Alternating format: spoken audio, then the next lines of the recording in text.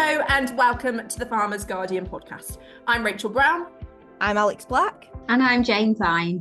And this week we, of course, are delving deep into the general election manifestos. It's been a big week for Farmers Guardian. We are celebrating this year our 180th anniversary. It's been a big week also because of our relaunch. So if you haven't got a copy of our Farmers Guardian, go and get one. But obviously, this podcast is about this week in politics. Obviously, we're going into the third week of the general election campaign, and we all know political parties try to sway votes through various ways, through the TV debates, through TV interviews, but also through manifestos. And this week is the week that manifestos have been published. And here in the Farmers Guardian, we've been doing an analysis of what each party's pledges are and what commitments they have for British agriculture. Yes, so Labour's been the latest one to release its manifesto. Today we've also had the Tory manifesto, we've had Liberal Democrat manifesto, we've had the Greens, we've had Plaid Cymru's, so they're all coming out quick now, aren't they? So just first of all, if we have a look at where kind of the polls stand, so a YouGov Sky News poll this week put Labour ahead at 38%. The Conservatives on 18%, with the Reform Party just narrowly behind on 17%, while the Liberal Democrats were on 15%. Obviously, in terms of actual seats, that's weighs up a little bit differently because of where the Reform Party would be getting its votes. It actually wouldn't translate quite so much into seats for them as the current projections look. But there has been some suggestion that we could even be looking at a Conservative wipeout that means that the Liberal Democrats end up as the opposition. And we've been running our own survey here at Farmers Guardian because we want to know what farmers are thinking. So our survey, which has had 405 respondents, has put the Conservatives ahead at 30%. Labour just behind on 27, Reform on 17, the Lib Dems on 14, with the Green Party on 5%. So a bit of a different picture for the farming community, but I suppose in a way, you know, we're often seen as traditionally the farming community and the rural community has been very heavily conservative. So how that kind of tallies up against previous elections, I suppose, is a bit different for the farming community than the public in general. And I think there's a general feeling out there in the industry. I know the Tenant Farmers Association picked up on this, but in terms of actually a lot of farmers are undecided on who they're going to vote for at the ballot box at this particular time. You know, they're really confused, and hopefully the manifesto will give a bit more clarity for them, but they're really confused on what kind of is each party's priorities when it comes to British agriculture. Yeah, I think it's interesting that both the Lib Dems and the Conservatives have promised more money. So the Conservatives have promised 1 billion extra, but that seems to be over the entire sort of 4 to 5 years. Yeah, whereas the Lib Dems have promised that each year. NFU is actually asking for extra 2.5 million, so no one's really come close to that. And I don't think Labour have mentioned at all what any kind of figure for agriculture. So that's quite interesting. It's interesting that Labour haven't committed any actual funding to farming as yet.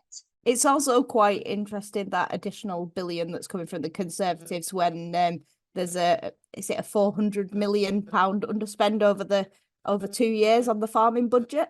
Yeah, I mean, I think that's the question that they've been asked on sort of every issue is if you're promising it now, why haven't you already delivered it? You know, we've got Labour just behind the Conservatives in our poll, and then in third place is Reform, which is quite interesting because they're obviously gunning for this Conservative vote. Obviously Nigel Farage has announced that he is going to stand as a candidate, which has given them a bounce in the polls. It might not translate to seats in the same way because, you know, we've seen some polls that suggest that Ed Davey could be leader of the opposition, whereas, you know, Reform, I think the top amount of seats I've seen has sort of been four or five, but, you know, it is obviously splitting that vote and it's giving farmers something that they need to sit and think about, you know, where they're going to lend their vote, whereas, you know, in the past many people might have not had to think about that in the same way. In terms of farming budget, they have actually said they would increase the farming budget to 3 billion. Then also they've said scrap climate related farming subsidies, protect country sports, which obviously, you know, two areas would be very controversial. And also they've put a lot of focus on kind of the focus on smaller farms and encouraging diversification within those smaller farms as well.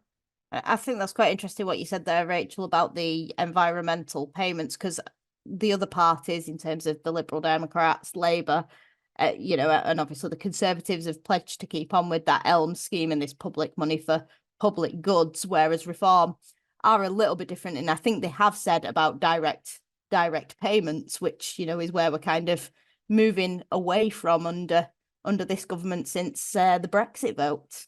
No, definitely. They said they replaced current subsidies with direct payments, and they wanted to stop productive land being taken out for rewilding and solar farms, and said they must be farmed. So a really very different standpoint to the rest of the other parties. I think like a reoccurring theme I've seen across the manifesto, and something that was echoed by the CLA as well, in terms of planning reform, planning being such a big thing for rural and farm businesses. And at the moment, the current planning system is actually really holding farm businesses back. So that was kind of a key point consistent across all the manifestos I found, was really trying to cut red tape, really simplify the planning system and make sure that kind of the planning application process is as quick as possible to get facilities like, you know, slurry lagoons over the line. Because as we've reported on at the Farmers Guardian, so many farmers are, you know, putting in their grant applications, they're getting successful for grants, but actually the big bugbear is actually getting planning permission from their local authority to get it in the first place. Yeah, I think the planning thing is a major issue, because we've got stuff like the solar farms. Labour have obviously committed to a lot more green energy, as have the Greens, of course. But Labour have also sort of gone towards more localisation, so individual councils would be able to block things a bit more easily. So it's quite an interesting sort of debate around the planning. Because you sort of want a bit of everything. So it's whether everybody will be pleased. You know, you can't please everyone all of the time. And it goes back to that kind of demand for land, doesn't it, in terms of conflicting interests, how any party in number 10 is going to manage that. Obviously, we've got such a housing crisis as well. There's demand for that. It's a real kind of difficult issue to tackle. Yeah, I mean, Labour are focusing very much on this grey belt, which is sort of on the edge of Greenbelt and just sort of outside major urban areas for their house building, which a lot of the rural areas are really keen to see rural house building. It is a real problem, and houses that are affordable. So we have got a lot of issues that are crossing over. But I think one of the main ones may be the badgers, Rachel, I think. Yeah, no, bovine TB is obviously a big issue, especially among our readership as well.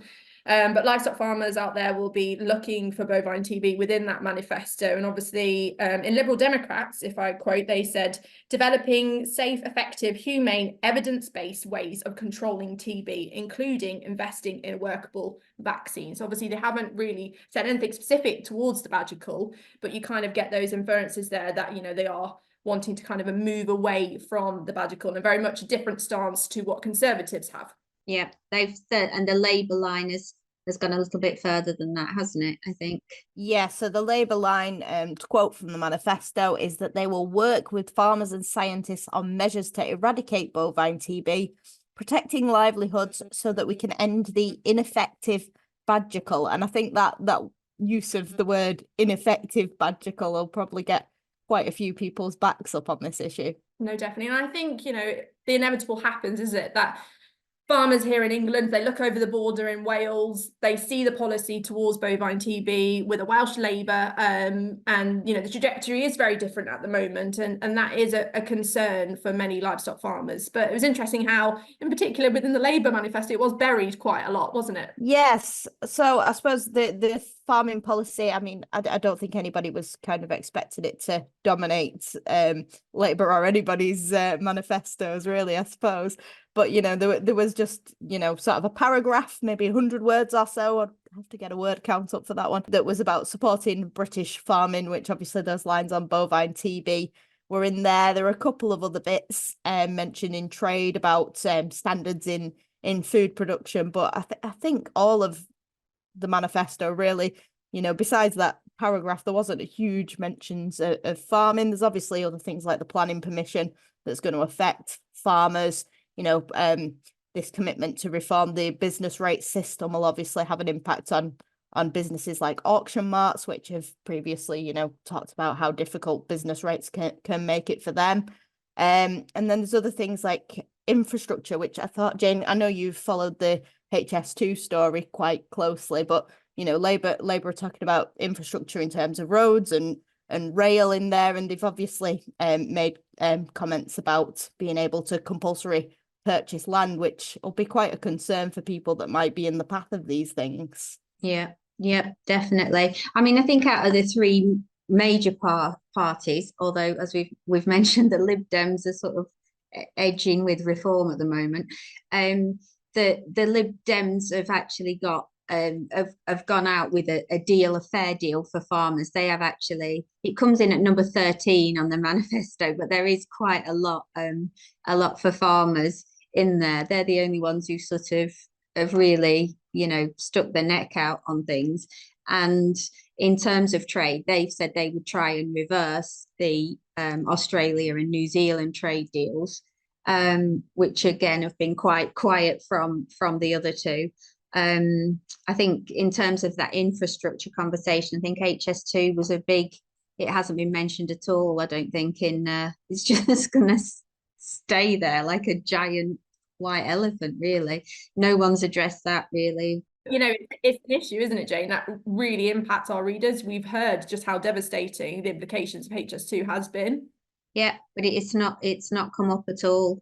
So an interesting observation I had across the manifestos was just, consistently across all the parties, public procurement was a real big thing, and that target of 50%. And I think it's fair to say across all of them, there was a sense that, and maybe this is, in response to the industry and lobbying groups around kind of prioritizing food security. Maybe prioritizing is the wrong word, but a focus on food security. I think we've heard that phrase probably more in the past kind of 2 years or so than you've ever heard it before in your life, but it is in the Labour manifesto where food security is national security. And I think the events in Europe, and obviously, like you say, people's lobbying and certainly empty shelves have, pushed that up the agenda. Yeah, definitely. I think at this point, it's also important to also talk about the Green Party's credentials, and very much kind of, again, on emphasis on that they take food security very seriously. They don't want farmers to be they're being cast as these villains. They don't think that is right. They want to commit to tripling the financial support to the transition to nature-friendly farming. They've said actually in their manifesto that farm payments to be linked to reduced use of pesticides and agrochemicals, which I thought was quite interesting. And again, kind of more around food, but in terms of kind of the next generation, they've said about free school meals and free breakfast clubs for children to year 6, but also that idea of, and this is something that's been brought up by some farmers that we've spoken to, in terms of that next generation and new entrants incorporating agriculture somehow in the national curriculum. And this came up in the Green Party about schools to be involved in cooking and preparing food, and it being part of the curriculum. And I think that's a really important point to make, because the future of British agriculture is something that we are very passionate about at the Farmers Guardian, and people in power should be passionate about, because we need to entice people into our industry and to understand what a brilliant, fantastic industry it is to work in.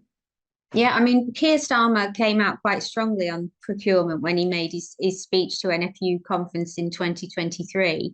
And that was at the same time when Minette was launching this food security as national security. So it's interesting that they've taken her phrase that was very much bandied about at the time.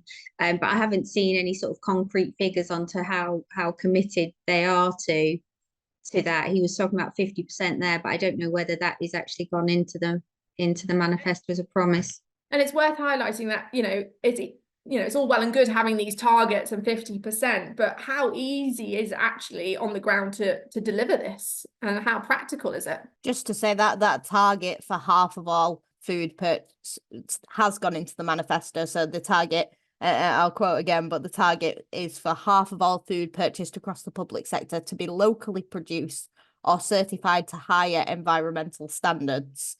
So that is in the manifesto. I suppose there's a question over the locally produced or certified to higher environmental standards in there. But yeah, it has made it into it.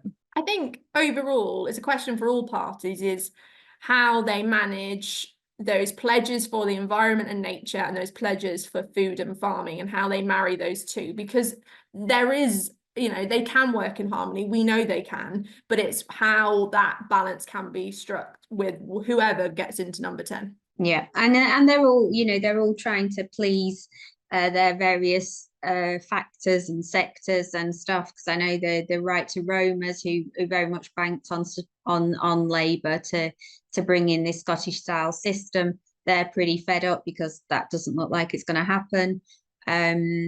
So you've got all these different factions and that they're trying to please. So yeah, we'll see. And while we mentioned Scotland there, it's just worth saying that the Scottish National Party is yet to release its manifesto, hence why we're not digging into that. But obviously our Scottish readers, we know, will be awaiting that one with interest, with the battle up in Scotland, massively between the SNP, Scottish Labour, and the Conservatives and Liberal Democrats up there. In Wales, obviously, we've got Plaid Cymru, who are very much gunning for the rural Wales vote. They say they'll be the voice of rural Wales in Westminster. As part of their kind of pledges within their manifesto, it's increasing GPs to help rural communities and the healthcare in rural communities. It's about boosting the broadband infrastructure within Welsh rural communities and improving that rural digital connectivity. Very much kind of supporting rural communities and growing those local rural economies, ensuring that those shops and pubs are thriving amidst, obviously, with these rising costs. So very much kind of Plaid Cymru really pushing for that rural vote in Wales. And it's a really interesting situation in Wales, really, overall at the moment, isn't it? Because we've obviously, we know we've had a lot of frustration with the farming policy, with the protests down in Cardiff. Vaughan Gething has lost a vote of confidence. Obviously, it's not a Senate election, but the Conservatives over in Westminster are pointing to Wales and saying, farmers, look at what Labour has done in Wales. And obviously the Labour Party in Westminster have kind of tried to distance themselves a bit from it. No, definitely. I mean, in regards, when I've interviewed Steve Reid in the past in terms around tree planting and that 10% tree planting target, which has been proposed in Wales as part of the SFS, Steve Reid said that wouldn't be replicated in England. And now, you can see in the manifesto, I believe it said around tree planting, but there was no targets actually set in terms of that. And I guess, obviously, like with anything, more detail will come if that party gets into power. Yeah, I mean, they've pledged new forests and a more open countryside and more access. But again, there's no actual numbers on where, how big those forests will be, from which areas they'll be, whose land they'll be taken from. So yeah, it could be a worry, could be a concern.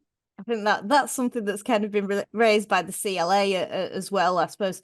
As that lack of detail. I know manifestos are kind of sometimes just a bit like headlines, aren't they? But the CLA have said there's a lot in there, but no details. She's highlighted the Elm scheme will continue, but no details about the ag budget, reform of the planning system, but no details about that. So I mean, we've got those headlines kind of commitments and things, but no detail. Yeah, always devil in the detail. And I think, farmers will still have their eyes on those commitments that were made by the current government in terms of the Tenant Farming Commissioner to, the SFI options. Obviously, we're going to get the update on that. So a lot for farmers to think about on top of their day job. So that was a bit of a political analysis of where we are with the general elections so far. The Farmers Guardian team will keep you updated, so please keep across our Farmers Guardian website and socials. And don't forget, it is our 180th anniversary. We want to hear from you. We want pictures, we want videos, archive stories of how farming has changed over 180 years. And God, it has changed a lot. So we just want to hear from you, hear your stories, and really showcase them in our magazine and online.